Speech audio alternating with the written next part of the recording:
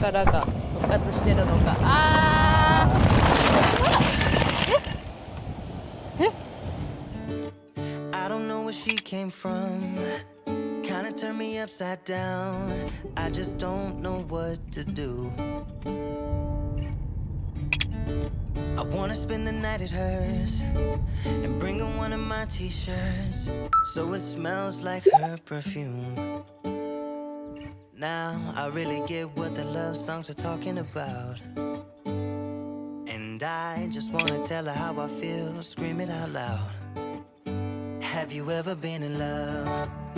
Have you ever lost your head? Have you felt like you were out of breath when you saw her in that dress? When your heart is beating fast and you're sweating and you can't stop looking at her smile, then you've been in love. That's how you know you've been in love. There's something about the way she laughs and the way she always dances when she thinks nobody sees. And when she's gone I miss her so. I tell her, baby, please don't go. I think you should stay with me. And I really get what the love songs are talking about. Oh, and I just wanna tell her how I feel, scream it out loud. Have you ever been in love? Have you ever lost your head? Have you felt like you were out of breath when you saw her in that dress? When your heart is beating fast and you're sweating and you can't stop looking at her smile. 考えるとこれ真正面置いてたらダメだな。 That's how you know you've been in love. ちょっとこっち置いとく。立てられるかな、タブ立てるの自体何年ぶりになるんでしょう。2、3年ぶりじゃない。日本一周前が最後？日本一周中はタープだって持っていくかの論争あったけど持っていかないってことにしたから。そっか。懐かしい。かびてない？久しぶり君。DOD だったっけ？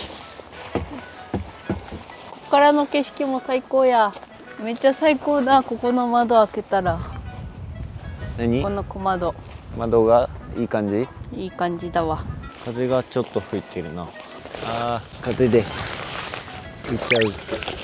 大丈夫か。なんかね、した方がいいと。ここ石がちょこちょこあるから押さえとこうか。Please, stone, please. Here. Here you are. Thank you. This. あは。ダメだこの人。この人ダメ。もう仕事中はちゃんとそれっぽく言えてるよ。私も仕事中はそれなりにやってるよ。For here to go? つって。Okay. Shopping bag? 作って。11円。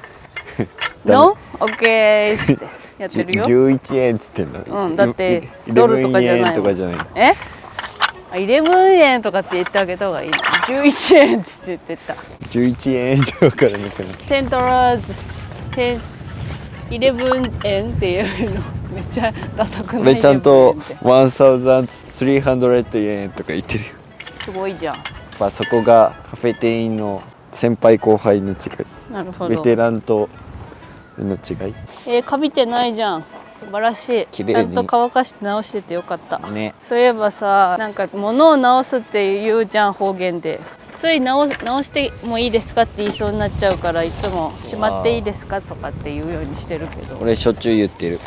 いやそりゃもうだってりょうくんのとこだったらああそういう意味ねって分かってくれてるだろうからいいけど。直しとってもらっていいですかっていう。もうアウトです。分かんないです。それはもう分かんないです。しまうとかって言いづらすぎてもう直すは直す。片付けといてって言えばいいんだろう。片付けといてね。直しちょってって言っちゃう。後でスイちゃんの中からの景色を楽しみにしときな。すごい良かったから。うん。よかったそれも入れといて。めっちゃ綺麗。新聞に入れてるから。新聞って最強だと思うんだよね私は。やっぱあなたがしてくれてたから。これちゃんと光るやつなんだよねここが。あ、そうかそうか。夜でも分かるように。そういうやつだった。懐かしい。さっきやってたからもう覚えたよね。知らんあんまり見てない。嘘つけもう一緒に見たじゃん。見たけどやんないと分かんない。適当だから本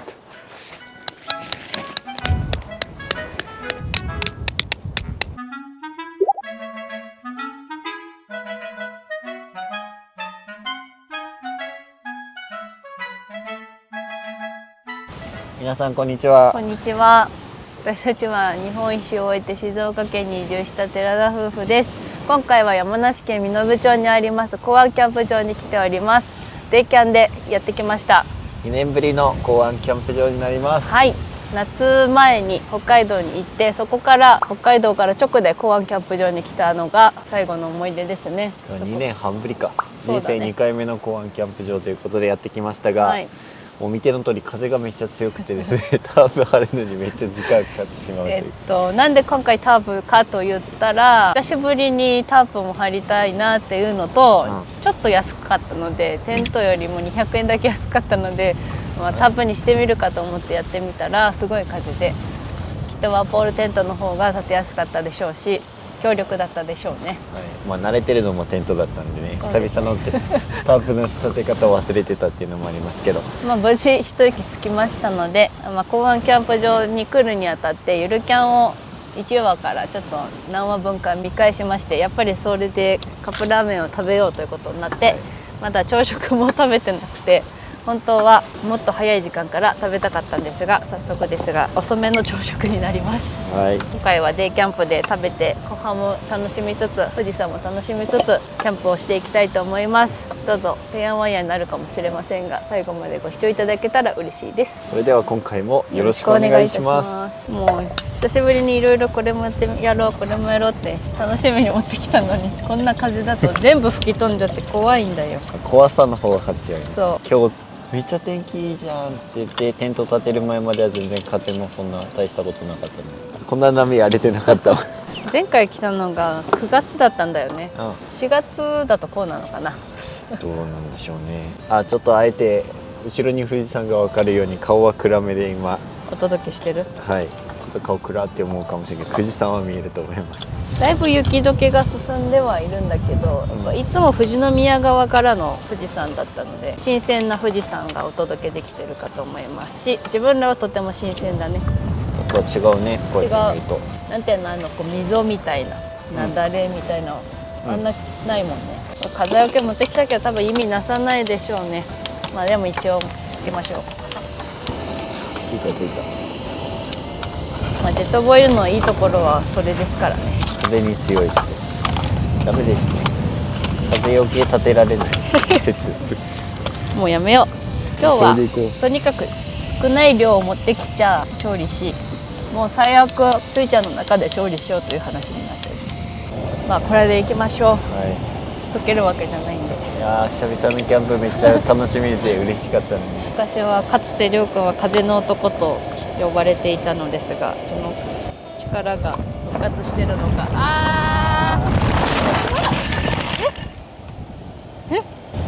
全部飛んでいく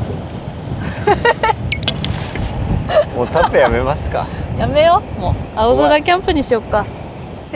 やばい。皆様改めましてこんにちは。ということでね、タープは消えましたうちらのタープだけ飛んでって、周りの方たちはですね、結構揺れてはいるんだけど、飛んでってはないよ、ね。でも初めての経験、その風で飛んでいくっていうのはキャンプ始めた時から危ないみたいなのは知ってたから、一応ちゃんとペグも刺してたんですけれども、飛んでいきました。残念ながら張り方急にって言って俺らを超えていったからよかったけどめっちゃ怖かった。危ないよね。実際車にペグ当たってたかもしれないしさ。可能性もあるし、ね、よかった。よかった。運が良かったとしましょう。もう青空キャンプということになりました。はい、さすがにこう眩しいのでサングラスをしてやらせていただきます。いやー怖かった。いやなんか初めてキャンプで恐怖を感じた。私は結局こっちでいいな。ダメ何回も俺にこれ渡すけど本当に昨日の夜、明日キャンプだからちゃんと8時にここに着こうってことで、早めの段階からご飯食べてね、ちゃんとねゆるキャンで予習してね、寝ちゃんと寝てててよかった。そしてちゃんとね着いたんだよ。8時3分前に着いたんだよね。そう富士宮からだと1時間もかからなくて、今日40分で着きました。めっちゃ近い、ね、近い、めっちゃ近いんだけどそもそもタープ張り終わったのが10時過ぎて、良さそうな場所をちょっと取ろうと思って、自分たち的にね、想像よりもかなり人が多くて、多分もうシーズンオフが終わったからなのか、見ての通り天気も良かったりするから人人が多くて待ってて一旦は座ってね、ゆっくりしたけどね。その時はこんな風吹いてなかったもん、波がまあ天気はめっちゃいいです。いいよ、いつも曇りだけど今日はなぜか風ということで、はい、まあ残念ですけれども。じゃあカップヌードルいただきますね。なでしこがめちゃくちゃ美味しそうに食べてたカレーラーメン。あ、そうもうついついやっぱ可愛くてステッカーまで買っちゃいました。そう神ねなんでこんなに風強いの本当にびっくりしちゃうわ。とんでもねえな。これで船乗ったら転覆しちゃうねこの時期が春の風なのかな。じゃあ僕お先にいただきますね。いいの？写真撮っとかなくていいのね。写真カップヌードルと富士山撮っとかなくていい？撮った方がいいね。私は撮っておこう。こうやっていつも忘れちゃうからちゃんとね。写真撮り忘れた。富士山ちょうどかかっちゃったね。雲がかかっちゃったけど撮っとかないと、まあ、写真とか撮らず終わっちゃうから。しれっと入れてこなくてもらっていいんですけどはい、チーズ。なんか南国に来たみたいに今日真っ青だね。ね。綺麗。じゃあいただきいきま。ますす。よかったね。りょうくんずっとお腹空いたって言ってたのに。ここに来た瞬間からもうお腹空いてたから。久しぶりだね、カップヌードルなんて。めっちゃうまい。うまい。よカップヌードル美味しいな。かったね、ありつけてようやく。やっぱ外で食べるのも美味しいです。風だけ吹いてなかったらもう完璧な天気だったと思います。ね、本当に。時期もめっちゃ良かったし。富士宮よりちょっと寒いよね。空気が冷たい。冷たい。寒い。港湾キャンプ場は8時から開くので、1時から17時がデイキャンプです。長くゆっくり入れるからいいよね。12時間近くは入れるね。ね。やっぱ寒いからかな。めっちゃボコボコに沸騰させたんだけどさ、割と暖かくなくなっちゃった。冷めちゃった。確かに冷めちゃった。なんかこうやってご飯食べるの久しぶりじゃない？正面向いていつも横並びだもん車の中でも横だからなんかご飯食べてるねって感じがするわ。まあこんなキャンプですが楽しみましょう。まあ怖いものはなくなったよ。吹っ飛ぶものがなくなったから、あとはこういう小物が飛ばないかだけしない。こういう暇っていいでしょ。キャンプだから楽しいよ。今せめてね、カーサイドタープがさついてればだけど、カーサイドでキャンプしてる人だね。いや本当にカーサイドと後半サイドでただやってるだけ。カメラの真後ろに今来るスイちゃんがいる状態だ。なんで向こうのタープの人も全く綺麗に張ってるから。いや別に俺らのも綺麗に貼った。逆にピント張りすぎてはだと思う。いや関係ないね。めっちゃ影響を受ける。角度もあるんじゃないかな。あるんかな。そんな真横からなんていうか。怖っ。それでは第2次の朝ごはんのご紹介です。本当の予定よりもかなり遅くはなってしまっているのはいつものことなので気にせず食べていきます。はい。30% 引きお勤め価格のイングリッシュマフィンを見つけたので、こちらで初のキャンプでイングリッシュマフィンを食べたいと思います。普段からイングリッシュマフィンというものさえあんまり食べないんですけど、うちに余り物のお父さんから送ってもらった宮地区のハムが余ってたので持ってきました。そして卵も持ってきました。レタスと家から持ってきたケチャップ、オリーブオイルを使ってイングリッシュマフィンを作っていきます。今回これで私が何を伝えたかったのかというと、キャンプっていうものはそんな一から全部豪華な食材を集めなくとも家にある余り物とか割引のものとかそれでできるってことを伝えたくて私は持ってきました。そうだったんですね。はい、やっぱキャンプって張り切ってきたわけですよ。我々いっぱいやってきましたからね。確かに。でも正直余り物とかをもう切ってきちゃえばもう焼いて食べるだけなわけです。キャンプってそれでいいんです。以上。よ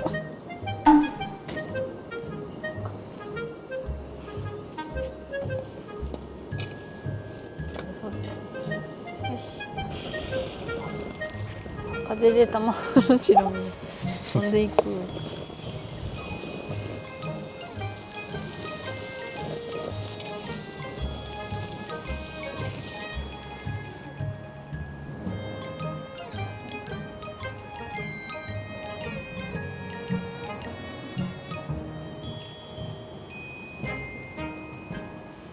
ありがとう。いただきます。今までで一番美味しそうにできたよ。いつもなんか材料多すぎて溢れ返ってるから。確かに。おいしい。おいしい。卵がいい感じ。本当だ、めっちゃトロトロやん。風が強いからか富士山の周りの雲もすぐ流れていくね。届くと迷ったんだけど。あんまり食べないからすごく新鮮でいいよ。卵の焼き加減めっちゃいいね本当に。この湖畔沿いと林間サイトとあるんですけど、車の中で寝ようとしたらこう斜めになっちゃってるので、まっすぐして寝るのはちょっと難しいっていう。難しいね。実際どうだろうね、テントの人たちも斜め向きに寝てるのかな。うまく場所を選べばテントの場合は寝れなくはないと思う。もう車だとさ、なかなか無理なんじゃないかな。まっすぐにはできないもんね。まあでもテントも斜めてるからやっぱ斜めに寝てんのかな。外国人がすごく多いなっていう印象がありましたね。お宿の方にも結構外国人が泊まってるっぽく、外国に来てキャンプに来るっていう感覚わかんないけど、そういう感じなのかな。まあ、やっぱりあれじゃない、登山と似てる感じ。富士山を見ながらキャンププできるって最高じゃん。また風が強くなってきたぞ。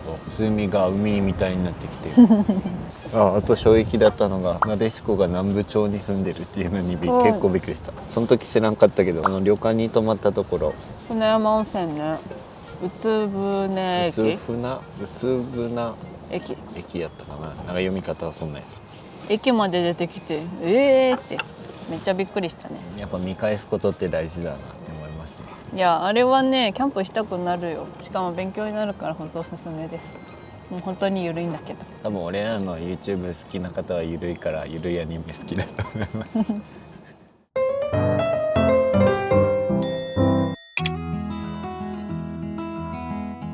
サクッと散策したいと思います。シャワー棟とトイレがこっちになります。湖畔サイトからだともうここしかトイレないからちょっと歩くことにはなるかな。炊事場はとても広くて水はとても冷たくお湯は出ません。気温が下がると水がポタポタ出てきます。こういう仕様ですので強く閉めないで。だってめっちゃ冷たかった水。めっちゃ冷たかったね。今洗い物しましたコインシャワーは2分100円で100円玉しか使えませんということでした。以前来た時はシャワー使ったね。女性の方はウォシュレット付きが1個で、あとはあれかな、ウォシュレットもあったんだ。1個だけあったかな。男性は、ちょっと中ちゃんと言ってないけど洋式トイレが2つと和式があって、あとは小便器って感じかな。石鹸が置いてありますね。置いてあります。よくの大事なポイント、石鹸。こんな感じです。中は普通にコインシャワーです。全然汚くない、綺麗。掃除してあります。6部屋あります。結構しっかりあるね。でここは廃捨て場とかがないから全部持ち帰り、ゴミとかは全てお持ち帰りです。林間サイトがだいぶ空いたので見ていきましょう。車乗り入れ可能なサイトです。松林の中でするのもいいかも。今日は風が強いから全体的に吹き抜ける感じの風は吹いてるかな。もう結構広くていいんじゃない？そうだね。初めて入ったね、こっち側。前は見ただけ。結構人が多かったから入れなかったのかな。人多かったね。松ぼっくりがいっぱいこんにちはしてるので集めて焚き火も楽しめると思います。ちょっと灰とか炭は捨てないでって書いてたけど、ちょいちょい捨てられてるのが気にはなりますね。気にはなりますが、綺麗に使っていただきたいと思います。富士山は直接的には見えないけど、この木の間から見えるような感じかな。車の乗り入れだと結構限られた場所になるかな。テントだけ持ち込めば良さそう。すごくいい場所。おお、風がやっぱ強い。一応こういうサイトもあるよ。下に行けばね。ソロキャンとかだったら全然行けるじゃん。おお、ソロキャン良さそう。木の陰から見る富士山、なんかいい。ソロだったらここ私選ぶと思う。ここから見えます。富士山が向こう側ですね。風は変わんないね。どこも冷たい。俺たちがさっきいた場所はここです。もうタープは片付け終わりました開始10分で終わってしまいました。本当に10分だったね。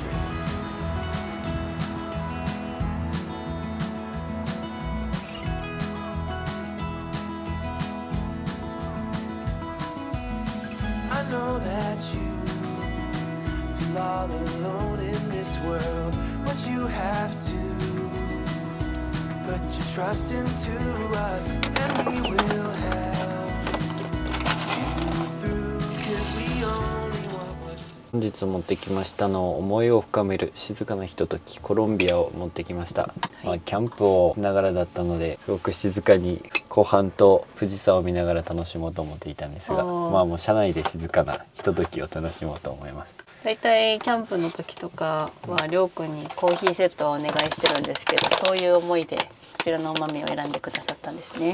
そうですね。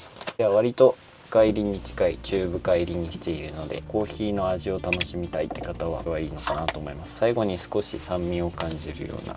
美味しいよね。コロンビア私も結構好きで。豆の引き方なんですけど、よく中細引きで自分たちが送るものも中細引きにもしてるんですけど、それがちょっと苦すぎる方とかは少し粗くして豆を引くとちょっと苦味も抑えられていいのかなと思います。豆の引き度合いでもまた味も変わってくるので、粗くしてみたり、もっと苦味が欲しい方はもう少し細くしてみたりっていうのもありかなと思います。久しぶりの手動グリグリです。そう C3 プロです。タイムモア、りょうくんのおすすめのお気に入りのやギアですつ、ね。本当に均一に引けるから味のばらつきも減っていいです。で今日はやらなかったんですけど、リュックとかを持ってきてるともう入れちゃったけど、豆を一回シュッシュってよく動画内でやってたと思うんですけど、霧吹きすることによってこう引いた後にここにいっぱいこう静電気がブワーってついて、微粉がね、静電気でくっついちゃうんですけど、それを抑えることができるので、それやった方がいいです。掃除も楽になるので。そうだね。これも一応ね、いろいろな意見はあるんですけど、結果やった方が後々楽ですか？少しの水分だったら全然、霧吹きぐらいだったら、最悪こう水で濡らしたスプーンとかで一回かき混ぜてから入れるとかでも全然ありっちゃあり。100均で売ってますよ、ちっちゃい、ね。何でもいいです。いつもはね、マスターが入れてくれる様子を私が撮ってることが多いんですけど、今日はちょっと解説なんかもありながら、マスターがアウトドア仕様の入れ方で美味しい気分のコーヒーを入れてくれるということなので、ちょっと解説も交えながらお送りしております。コマーシャルを挟みまして、次のシーンからお願いいたします。このペーパーフィルターなんですけど、なんか茶色と白とありますが、おすすめは白です。マスターのおすすめの靴下は5本指です。なるこれはもうこれは変わらない。キャンプ関係なくですね。関係なくもう毎日皆さん5本指を履いてください。それが美味しいコーヒーを入れるコツにつながるということ。今やってるのは何でしょうか？こちらはこれ一回こう湯通しをするんですけど、一つはこれをピタってくっつけること、隙間を空けないことによってお湯がしっかり下に入っていきやすくなるっていうのが一つ。あとはこのコーヒー器具を温めないと、コーヒーの味って温度によって味が変わってしまいますので、一回コーヒー器具をこう温める必要があります。特に冬は。で3つ目がこの紙に一回湯を通すことで紙の味とか匂いを取るっていう意味もありますので、先にこれをやってから粉を入れるようにしたらいいと思います。白いフィルターと茶色いフィルターとの違いとか、どっちがいいとかってあるんですか？茶色い方が紙の風味の方が強いから、白の方がおすすめ。絶対じゃないけどというところぐらいですね、違いとしては。どっちでもいいということですね。見栄えもありますし、あとさっき言ってたこんな状態で、これが微粉なんですけど、これが静電気でいっぱいついちゃうんですよ。ちっちゃい小ぼうきで落とさないといけなくなっちゃうので、それをしなくていいように一回霧吹きしてから豆を引くといいですよっていうことです。これもできるだけ中心に落とすように綺麗に落としてあげるといいです。これはちゃんと一回鳴らしてあげて、平坦にしてからお湯を落とすようにしてください。なんでですか？もちろん味のばらつきが出てきちゃうからで、その抽出する時にできるだけ中心に落としたいんですけど、豆の一番多いところと少ないところとでまた味が変わっちゃうから、その安定させるために平坦にしてお湯を落としてあげるということですね。このお湯の入れ方はちゃんとレシピっていうのはいろんなのがあるので、どれが正解かっていうのは分かりません。基本的に3回に分けてお湯を入れるか、または5回に分けてお湯を入れるかっていう風に考えるといいと思います。 10g の時に基本的にお湯の量 150ml っていう風に言われているので、5回に分けて入れる時には 30ml ずつ30×5 って考えてもいいし、3等に分けるときは505050っていう風に、超基本的な考え方ですけど、そういう風にお湯を入れていくといいと思います。少なすぎてもダメだし、多すぎてもダメなので、味を安定させるために同じ時間で入れられるように、今日は持ってきてませんけど時間も計りながら3分間で入れられるように統一すると、ある程度味の安定性を保たれると思います。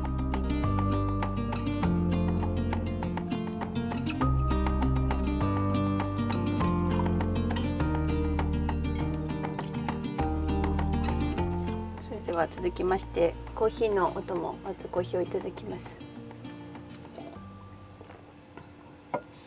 美味しいですね。思いを深められそうでございます。本日持ってきましたのは茨城に行った時に買ってきた私の大好きな干し芋です。これをちょっと炙ってみようかなと。ふみちゃんの炙り講座開催しております。ふみちゃんが炙っております。先生とお呼びください。先生が炙っております。干し芋ではですね、愛情を込めて時間をかけてじっくり作られているものなので、この美味しさを逃さないようにささっと炙ることがコツだと思います。初めてやりました。いただきます。先生と言っていいのか。うん。違いますか、炙ると。ちょっとねっとり感が増して美味しいです。本当ですかね。コーヒーも芋と合うんですよね。美味しいです。ぜひペアリングしてみてください。せっかくなので富士山見ながら芋を食べつつコーヒーをここに置いて楽しみたいと思います。外が風が強すぎたのでもう中に避難しました。これじゃコーヒー入れられなかった。この窓あってよかったなって改めて思いますね。こういうことがしたくてこの窓作ったからね、作ってもらったから。よかったです。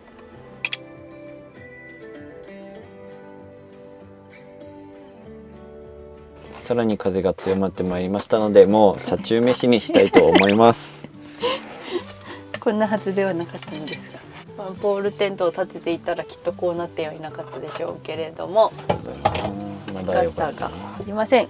今回は話し合いの結果ペッパーランチにしようということを決めてきていたので、お家で炊いてきたご飯、冷やご飯とお家で余っていたこちらのトブラのタレ、お家に余っていたバターとネギはさすがに買ってきましたと、お肉も割引のお肉を買ってきまして、こちらで家にあるものとちょっとの買い物でできますよ、簡単ペッパーランチしてけど待ってなんち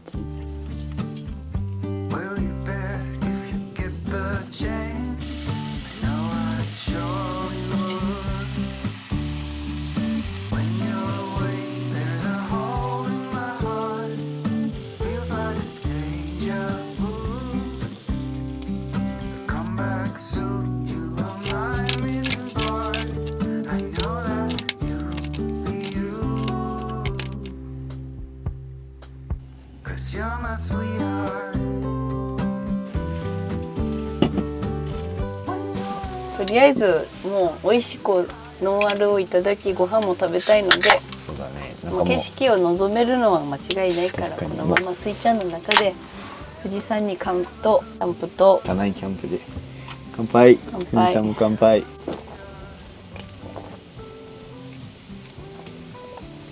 えすぎてる。これ外にどんなら寒いな。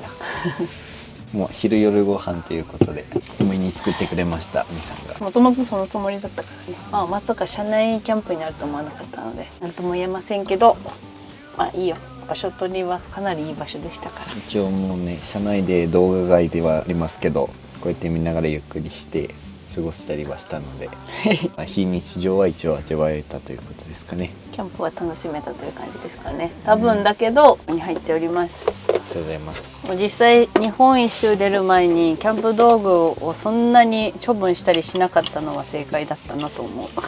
処分するのもったいないしね。実家に置かせていただいておりました。はい、あんまり伝わってないかもだけど、すっごく斜めなんです。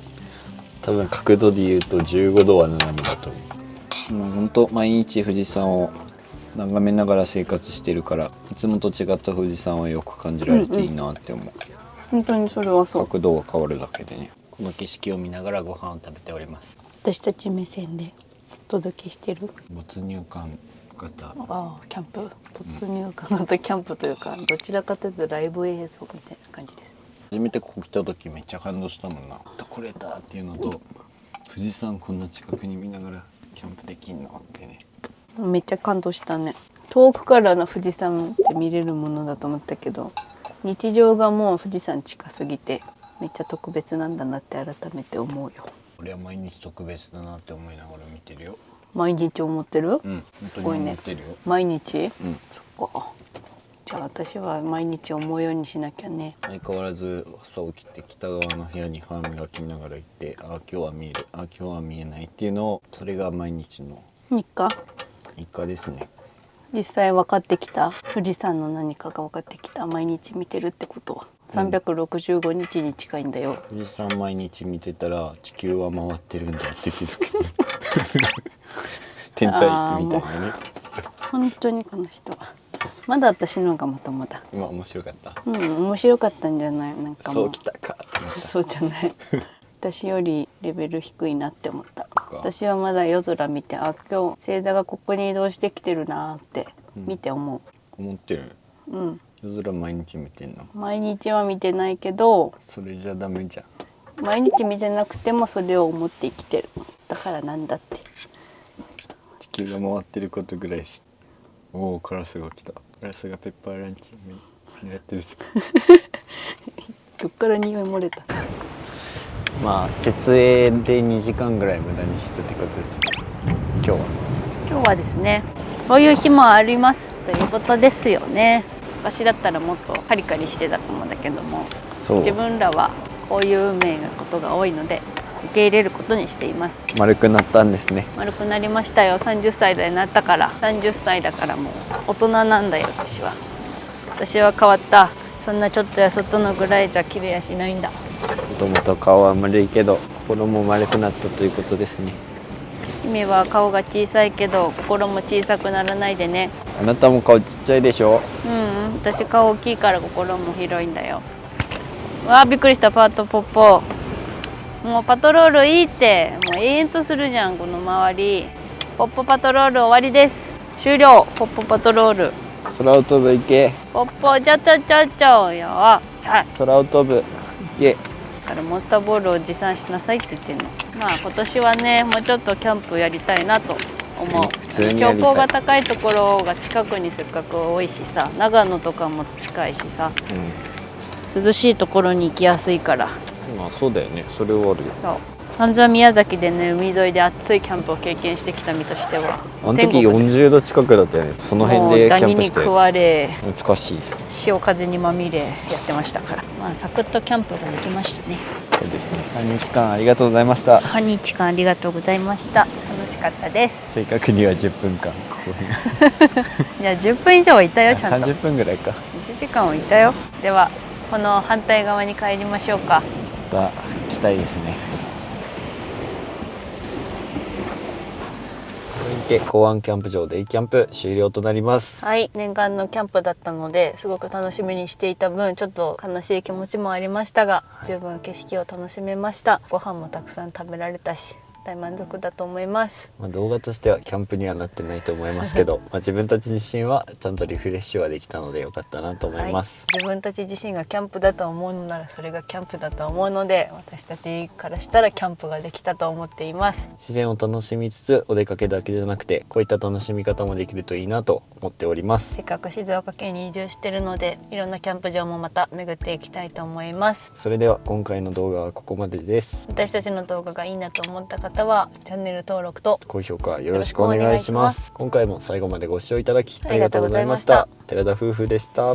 さよなら。さよなら。ゆるキャンシーズン4も皆さん見てください。まだ始まんないよぜひシーズン1から見てみてください。はい。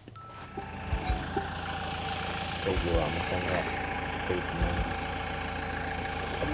にっていうことで。ありがとうございました。ありがとうございました。またお待ちしております。うちらを狙ってるよ。あれだよ。リゼロのピーキランキランピーと一緒じゃない。うちらだけを狙ってんじゃない。何をしても。見つけたって言われる。戻った君は時を。戻った。戻ってこの結果に至った。やめることにした。では今回の動画はここまでです。ポッポにマスターボール使うかもったいなポッポにマスターボールはもったいない。